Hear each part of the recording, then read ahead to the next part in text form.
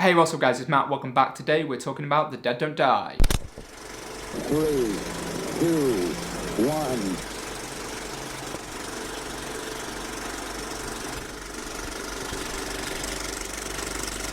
The latest movie from director Jim Jarmusch, starring Bill Murray, Chloe Sevigny and Adam Driver, is kind of a zombie comedy movie. I am not familiar at all with Jim Jarmusch's previous work, so I was completely sold on this movie by the trailer.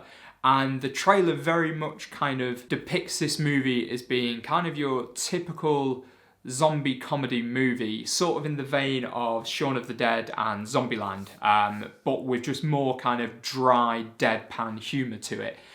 That is completely wrong, as I discovered watching this movie. Now, that's not to say that the movie isn't good, it's just being marketed as kind of like an action zombie comedy like Shaun of the Dead or Zombieland.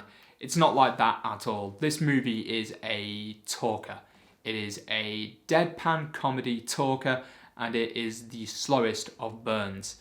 Think of the slowest burn movie you can think of, and then make it even slower, and that is this movie. Apparently, that is very much kind of like Jim Jarmusch's work is always like that. And I didn't have a problem with that. Overall, I thought the movie was very, very funny.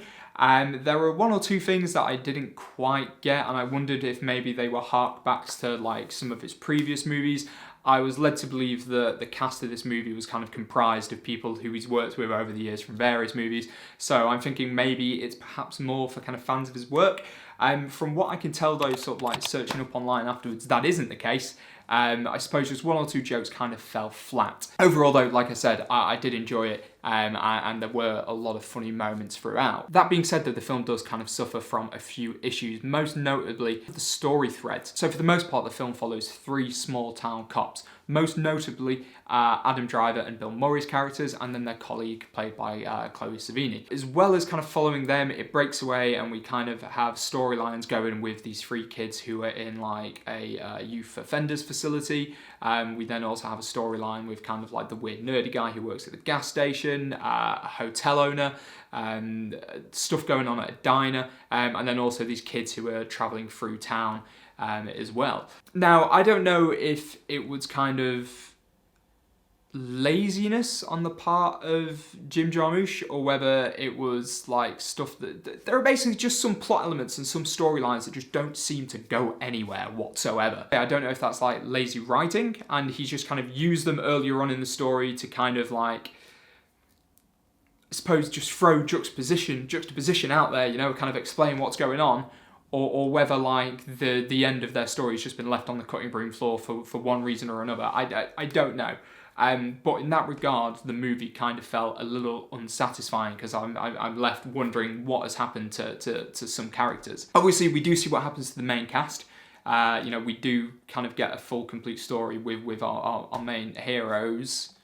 I use the term heroes very loosely. We do get to see what happens to them, but there's just some plot elements which I'm kind of like, you could have taken big chunks of the movie out regarding certain characters' plots, and the movie would have been shorter for it, but you wouldn't have lost anything, really. It would have all still made sense.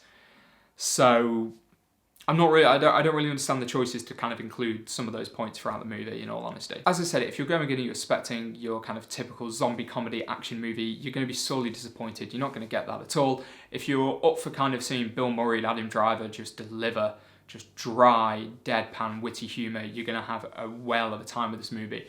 Adam Driver and Bill Murray both absolutely crush it in this. They are actually kind of a great comedy duo together. They kind of play off each other really well. There are some points throughout the movie though where there's kind of like almost like fourth wall breaking element, almost like they acknowledge that they're in a movie. Some of those moments worked and were quite funny. Some of them didn't work and it was a bit kind of jarring. And at the same time, as I mentioned, it's kind of one of those plot things that it's never explained. So it's kind of like, are they characters in a movie, or it just, yeah, I don't know, but sometimes it's at least in good comedic moments and other times it just doesn't. Other notable mentions will be Tilda Swinton. She is absolutely brilliant in this movie, playing I suppose the only way to describe her is kind of like a Scottish samurai. Again though, her character is just given the most, I can't really go into it without kind of spoiling the movie too much, but there'll just be a moment in the film involving Tilda Swinton's character and you'll just be like, what? Just what? What have I... Part of me has to think that kind of some of these left open plot points is kind of a deliberate thing by the director. The film is kind of trying to subvert most sort of zombie movie tropes, I suppose, and, you know, it's like the heroes aren't heroes, they're just people.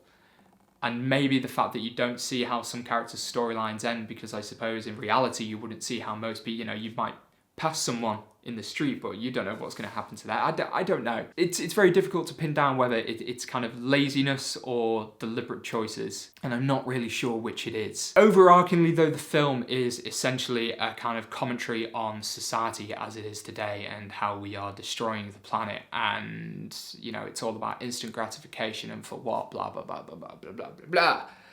No problem with there being a message like that in a movie, and kind of throughout it you kind of get where it's going, but then at the end, Tom Waits' character, who's kind of almost like the narrator outsider of the movie, then gets really kind of heavy-handed with the message at the end, to the point where it's not even subtle anymore, and it's just a bit like, right, oh, okay, yeah, I guess, sure, but why? Why? So, overall, The Dead Don't Die is a bit of a weird one. Like I said, there's some absolutely great deadpan comedy moments in there. Bill Murray and Adam Driver are fantastic. Tilda Swinton is also fantastic. You know what? The whole cast actually does a pretty good job. The kind of overarching general story of the movie is quite fun. The pacing, though, it is awfully slow. And as I said, there are certain elements that could have been removed from the movie to sort of bring the runtime down, and I think the movie would be much better for it. But when the sort of funny deadpan moments land, they do land very, very well. However, the film does leave you with a lot of sort of open, unanswered questions regarding a lot of the characters, and it's very hard to say whether that is a deliberate choice or not.